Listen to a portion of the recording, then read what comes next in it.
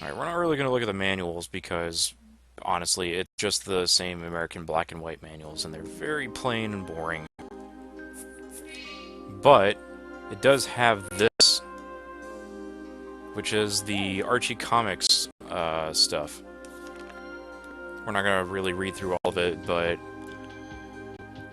it's so weird seeing this, is that this was basically a collection of comics that would kind of update it, and you'll notice Sally here has like her correct colors. She used to look pink in these original comics. I used to have a copy of this comic, and as you can tell, it is full of art from Scott Shaw and full of weird humor, weird lame humor. And of course, our good buddy Ken Penders is somehow involved in all this.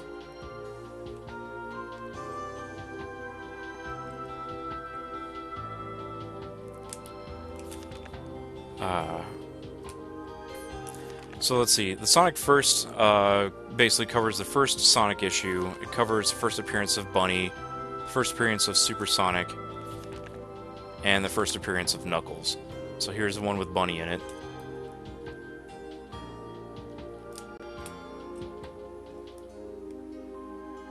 And there goes Sonic failing to rescue Bunny here. It's all his fault. Look at that face. Look how disappointed he is.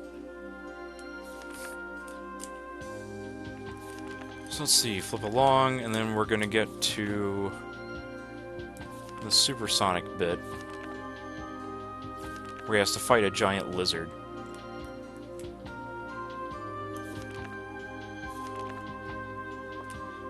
And yes, this is exactly how he turns into Super Sonic. Alright. You folks at home, help Sonic gather the rings with your Sega Genesis pad right now. Hit them buttons. He's wild, electric, and if you thought he was super before, check it out. He's got invincibility and super sneakers. Look at him sparkle.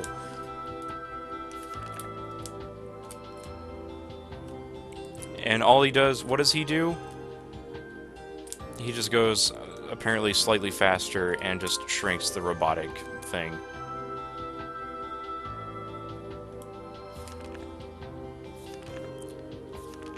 And then here it talks about Knuckles' appearance. There's our good buddy Snively. It always drove me nuts that, you know, Snively was here in the comics, but Knuckles never actually showed up in the Saturday morning cartoon. And also, apparently, the Master Emerald is just on this tiny stone.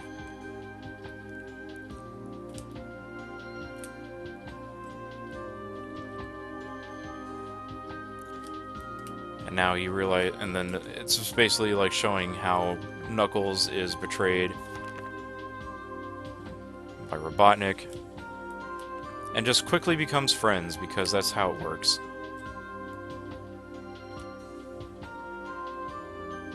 And you'll never know if Sonic, or if Knuckles is friend or foe. Let's see. I think that's just credits for the book here. And now that's off screen. And then it's just basically an assortment of the comics, the covers for the comics that had just come out. And oddly enough, in Europe, it still uses the Archie Sonic comics. Like, it doesn't have anything from the Fleetway series. Instead, we get French Knuckles. Where's this other cover I'm looking for? So there's... The covers aren't represented completely in these collections, but we do get Nate Morgan, whoever... I don't know. I tuned out after issue 50. I stopped caring. Who is Nate Morgan? That is a good question, because I don't know either. But then you get into weird territory where there's like these crossovers with Spawn, and there's like these X-Men parody that they had to blur out in this collection to avoid legal issues. Oh look, there's the Mongoose, another character I don't know about. And I don't get why they're going back to school. Then again, there's all these weird love triangles that I don't know about. Like that. And then the story just got stupid because it's all about Ken Pender's weird stuff. I know what to do. Speaking of Ken Penders, here's the many faces of Knuckles.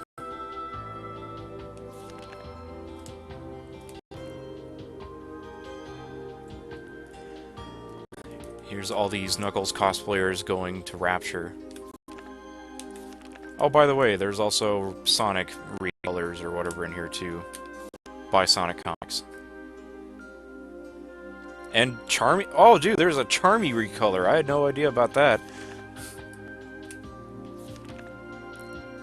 Dude, this comic series has got everything. If only there was like 15 different Vector the Crocodiles.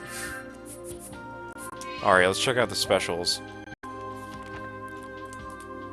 Because I think this one has what I'm looking for. There's the comic version of Sonic First, Sonic Kids, which who cares? Sonic 50 Director's Cut, which I never actually read. Oh yeah, here we go. Here's all these Spawn characters that are blanked out, but we get Ken Penders as the Lost Ones. Don't tell him, he'll probably sue again. Jesus! And then there's Sally Moon, which people would not shut up about because it made no sense. And when the story came out, it still made absolutely no sense. Oh, God. I'm trying to find this other one, though. There's that first 48-page special that I remember getting back in the day. Oh, yeah. Here we go. Sonic Live. Look how amazing Sonic looks in this picture. Oh, yeah. Hey, kids. Would you like nightmares? I've got plenty. The last game cartridge hero. That boy right there. The DRM future has unfortunately taken over. The last cartridge hero did not save us from this disc-based nightmare. Also, there's a Sega Saturn in the garbage on this Sonic and Knuckles special. Oh, man. There's Mecha Madness, which I remember people saying was actually a really cool story. And I have a couple of these Tails issues. I have a fair amount of my Sonic comics still, but I couldn't tell you what's what. Also, that is a huge gut for Tails.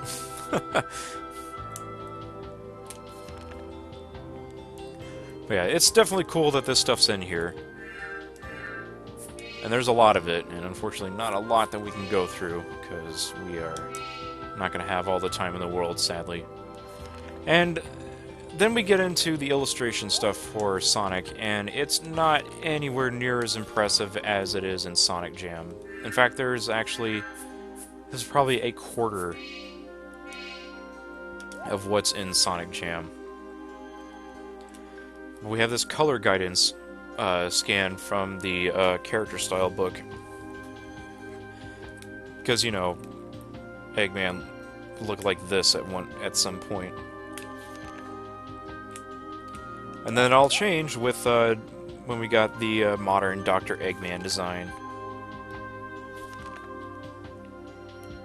But a lot of the stuff here is mostly just to promote Sonic Adventure 2 and Sonic Advance that had just come out. In fact, if we go through this, I believe we will get to see... There we go. Cream the Rabbit, who will make her first appearance in Sonic Advance 2. Like, that's unfortunately the extent of the extras section in Sonic Mega Collection, is that it's just covering all the new Sonic games. And when Sonic Mega Collection Plus had come out for PS2, Xbox, and PC, it expanded upon it, but it mostly just covered a lot of artwork for Sonic Heroes. At least with this collection, you can actually zoom in and out of the pictures. Although they picked the weirdest box art sets to peruse. Like, here's the package illustration for Sonic Adventure 2 Battle. And hey, look, it's a Sonic CD intro. Here's, again, where we get a better looking version of that, and we're still not going to look at it. But we will take a look at a couple of these videos here. And the only reason why this is worth looking at is, yeah, this is an in-development footage of the games. Like, look at all the background elements just missing. And all that poppin', holy crap! Do you actually want to show that, guys? And it turns out, oh look, the lens flare is not correctly aligned with the screen resolution for 2-player. But this footage from the World Hobby Fair in Japan, which kind of explains why this is hastily thrown together.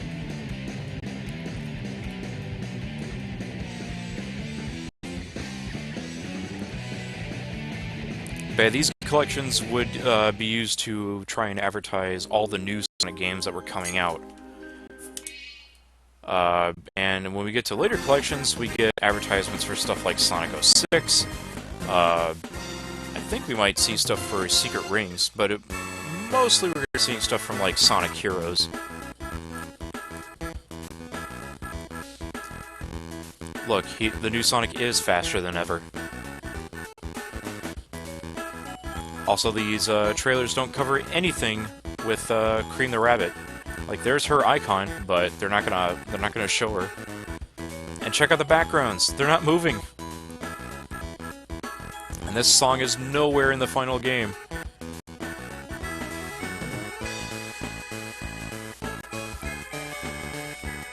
And Knuckles just behind the scenery for some reason. Oh, that looks terrible. I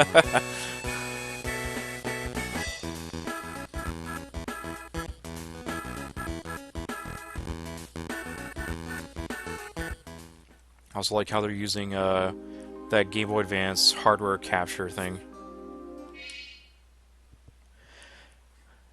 And then finally we get this history video that was also at the World Hobby Fair.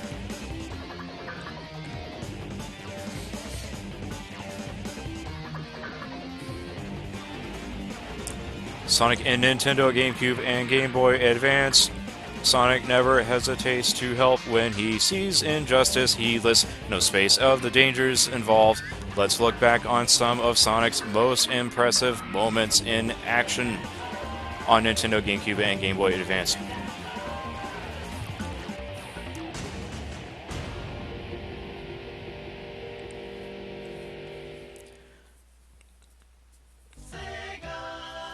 Pay attention to the sound that emits from these games.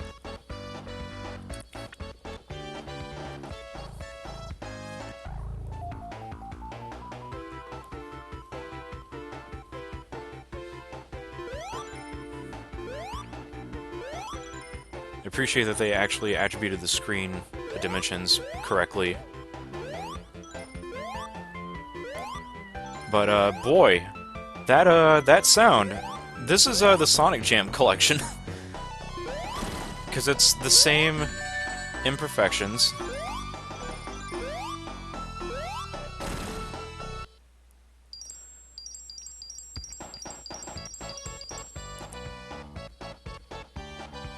Same ring sound effects. And you'll notice, you know, they don't really run into any of the speed shoes or anything like that. And yes, there's Tails' debut, and when it said Robotnik, every time you see Robotnik, it's spelled as Robotonic. His cute looks and unique movements, he became an instant star. Oh, hey, look! This is the only footage you get of Sonic CD.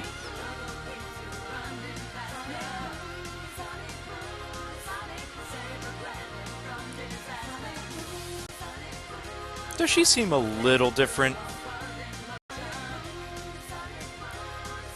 Does it seem weird that they didn't use actual gameplay footage from this title?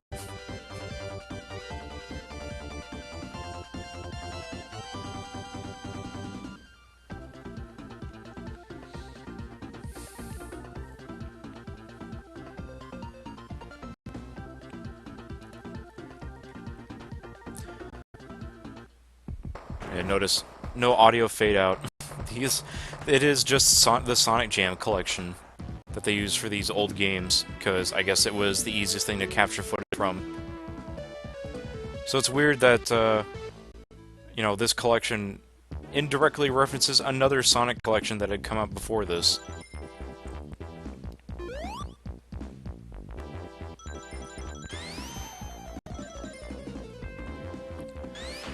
In fact, you could almost say that, once this footage ends here... Well, after the Genesis stuff, anyway.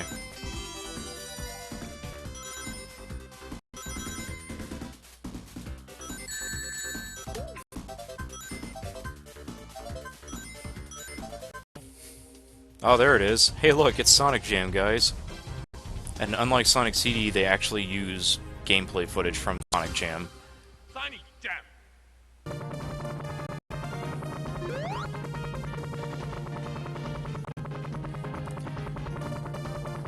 Also, kind of odd that they showed off Sonic 3D Blast, considering that game didn't come out in Japan until after Sonic Adventure.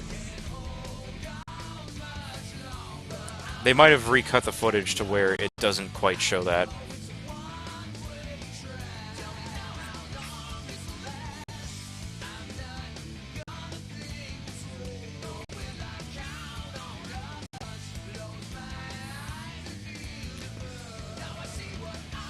There's Roboto Nick again. And for some reason they're using footage from Sonic Adventure 2 Battle. Alright, fine.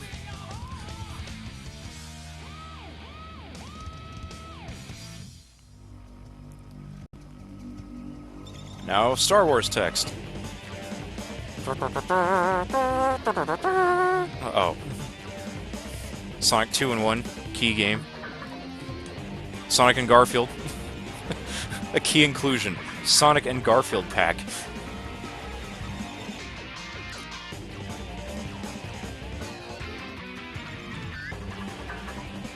More exciting Nintendo adventures await him.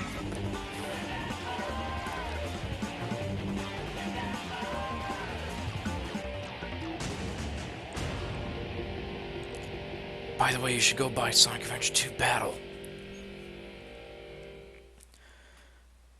And that's kind of all you really get with Sonic Jam. Or, not Jam, Sonic Mega Collection. Like, it's an alright set of games, but it's not as fully featured as one would kind of hope.